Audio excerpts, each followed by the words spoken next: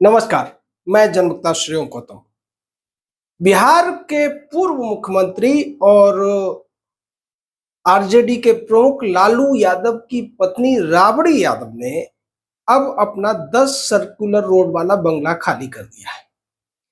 लेकिन यह बंगला खाली करने से पहले जिस तरीके की धमकियां दी गई थी, चाहे लालू राबड़ी के बेटे तेजस्वी का कहना हो या तेज प्रताप का कहना हो, सब के सब धमकी दे रहे थे, ईंट से ईंट बजा देंगे, कौन होते हैं ये हमसे बंगला खाली कराने वाले, हम इतने दिन से रह रहे हैं, पूर्व मुख्यमंत्री हैं, विपक्ष की नेता हैं, तमाम सारी बातें कही जा रही थी।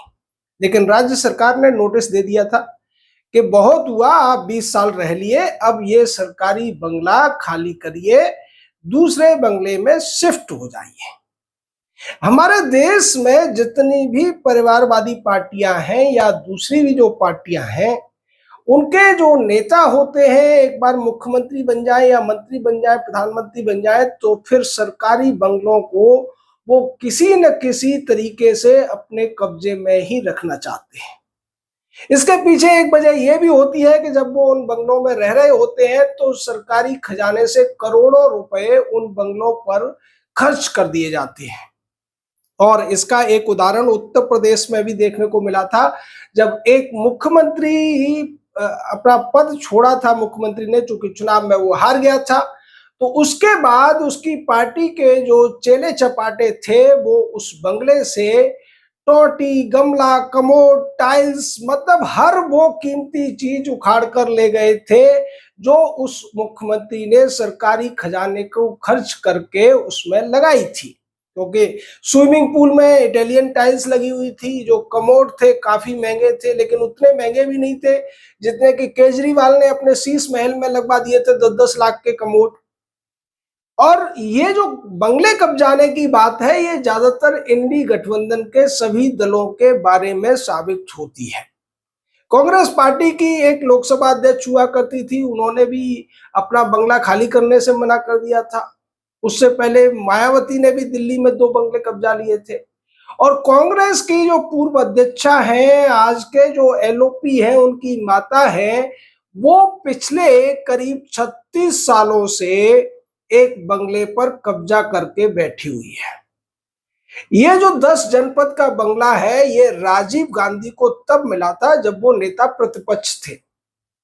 उसके बाद ये बंगला सोनिया गांधी को दे दिया गया। फिर सोनिया, चूंकि कांग्रेस की सरकार रही थी, उसके बाद जब वाजपेयी साहब की सरकार आई तो सोनिया विपक्ष की नेता के तौर पर वहां रह रही थी। और बाद में जब मनमोहन की सरकार आई तो फिर तो सोनिया सर्वे सर्वा थी। आज भी वो बंगला गांधी परिवार के कब्जे में ही है। अब उसमें राहुल गांधी जो एलओपी बन गए हैं वो शिफ्ट हो गए हैं, माँ बेटे दोनों उस बंगले में रहते हैं।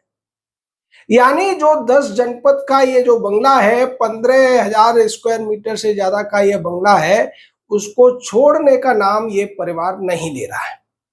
हर राज्य में लगभग यही स्थिति बनी हुई है कि एक बार जब कोई अच्छा बंगला इस तरीके के राजनीतिक नेताओं को मिल जाता है तो फिर वो उसको कभी किसी सांसद के नाम पर अलॉट करा लेते हैं, कभी कार्यालय के नाम पर अलॉट करा लेते हैं, और इस तरीके से अपने कब्जे को छोड़ना नहीं चाहते हैं। यहाँ राबड़ी देवी और लालू ने जो शिफ्टिंग की है वो अपने खुद के मकान में की है, जो कौटिल्य मार्ग पर बना हुआ है। ये मकान इनका पहले से बना हुआ है, यानी अगर ये चाहते तो इस बंगले को बहुत पहले खाली कर देते, लेकिन चूंकि सरकारी संपत्ति पर राजनीतिक पार्टियों के नेता हो या फिर जो ये इनके वोट बैंक वाले लोग होते हैं, ये सरकारी संपत्ति को अपना ही निजी प्रॉपर्टी मानकर बैठ जाते हैं। आपने देखा होगा बड़े शहरों में जो सरकारी पार्क होते हैं, डीडीए वगैरह, या जो अथॉरिटी की जमीनें होती है, नदी नालों की जमीनें होती है, उन सब पर इनके जो वोट बैंक वाले लोग हैं वो भी इसी तरह से कब्जा कर लेते हैं। तमाम नोटिसेस के बाद भी उसको खाली नहीं करते हैं। हालांकि पिछले 2 साल से सुप्रीम कोर्ट को एक गाइडलाइन जब सुप्रीम कोर्ट ने बना दी जाने अनजाने में, उसके बाद अब पूरे देश में ये तय हो गया है कि किसी भी सरकारी जमीन पर अगर किसी का अवैध कब्जा है तो उसको 24 घंटे का या ज्यादा से ज्यादा 7 दिन का नोटिस देकर वहां से हटाया जा सकता है। इसको लेकर भी बार बार याचिकाएं हाई कोर्ट सुप्रीम कोर्ट में पहुंचती रहती है। सुप्रीम कोर्ट भी कई बार इन जो अपीजमेंट वाला एक वर्ग है इसके ऊपर रहम बहुत ज्यादा दिखा देता है। जैसा हल्द्वानी के मामले में हुआ था कि वो सरकारी रेलवे की जमीन है, उसके बावजूद सुप्रीम कोर्ट ने यह कहा कि इन लोगों को वैकल्पिक स्थान उपलब्ध कराया जाए, जबकि सुप्रीम कोर्ट का ही एक फैसला है कि अगर किसी ने सड़क की जमीन पर, नाले की जमीन पर, नदी, तालाब, शमशान की जमीन पर या चरागाह की जमीन पर कब्जा कर रखा है तो उसको किसी भी तरीके का कंपेंसेशन देने की जरूरत नहीं है। लेकिन फिर ये लोग दलील देते हैं कि हम इतने साल से यहाँ रह रहे हैं, हमारी भावनाएं जुड़ी हुई है। यानी हर वो हथकंडा अपनाया जाता है जिसके द्वारा इमोशनल कार्ड खेला जा सके। लालू प्रसाद यादव की पत्नी राबड़ी ने, लालू ने या फिर उनके बेटों ने यही सारे कार्ड खेलने की कोशिश की थी जब वो बार बार कह रहे थे कि हम 10 सर्कुलर रोड के इस बंगले को खाली नहीं करेंगे। तमाम दूसरी पार्टियां भी उनके पक्ष में आ गई थी और ऐसा लग रहा था कि इस बंगले को खाली कराने के लिए राज्य सरकार को बहुत ज्यादा पापड़ बेलने पड़ेंगे। लेकिन अंदर ही अंदर लालू परिवार ये जानता था कि उस बंगले पर उनका कोई भी मालिकाना हक नहीं है, ये सरकारी बंगला है और कानूनन उन्हें ये खाली करना ही पड़ेगा।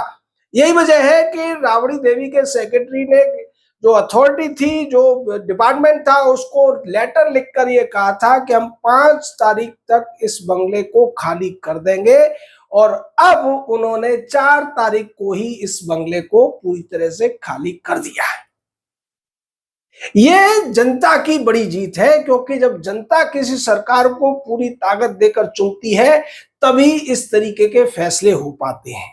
आज बिहार में जो सरकार है वो एक तरीके से बहुमत वाली सरकार है, अन्यथा जब गठबंधन की सरकारें होती हैं तो इधर उधर से तमाम दबाव डाले जाते हैं और इस तरीके के फैसलों को टाल दिया जाता है। दिल्ली में अभी भी कई ऐसे लोग हैं जो अनाधिकृत तौर पर बंगलों में कब्जा जमाए बैठे, जैसा कि सोनिया गांधी का हमने जिक्र किया। प्रियंका वाड्रा को सुरक्षा के नाम पर एक बंगला मुहैया करा दिया गया था मनमोहन सरकार में, और बाद में जब मोदी सरकार ने उसे खाली करने का नोटिस दिया तब भी बहुत ज्यादा हाय तौबा हुई थी। जबकि ये ले देकर 4 लोग हैं या 3 लोग हैं गांधी परिवार में, सोनिया गांधी, राहुल गांधी और प्रियंका वाड्रा, ये सभी एक ही बंगले में आराम से रह सकते हैं, लेकिन इन्होंने अलग अलग बंगलों पर कब्जे ले रखे हैं।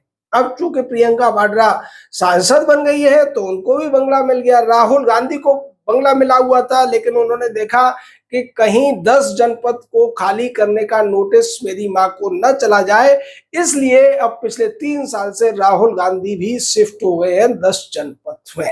जबकि ये सब के सब एक ही जगह रहते हैं, दिखावे के लिए ये लोग कब्जा करके चलते हैं। उसी तरीके से लालू परिवार के बारे में है, तेजस्वी यादव अब सर्कुलर रोड से दूसरे बंगले में शिफ्ट हो गए हैं नेता प्रतिपक्ष के नाम पर, जबकि ये पहले एक ही जगह रहा करते थे। तो ये भी एक बहुत बड़ा सवाल है कि अगर एक ही परिवार के 3-4 लोग या 2 लोग भी सांसद हैं तो क्या उनको अलग अलग बंगले अलॉट होने चाहिए?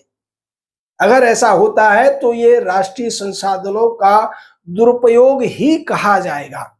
लेकिन जब ऐसे मामले हाई कोर्ट में कोई पीआईएल लगाता है तो हाई कोर्ट, सुप्रीम कोर्ट पल्ला झाड़ लेते हैं। वो कहते हैं ये पॉलिसी का मामला है। पॉलिसी के मामले चूंकि ज्यादातर पार्टियों के नेताओं ने ऐसा कर रखा है, इसलिए संसद या विधायिका से इस तरीके के कानून पास नहीं हो पाते हैं।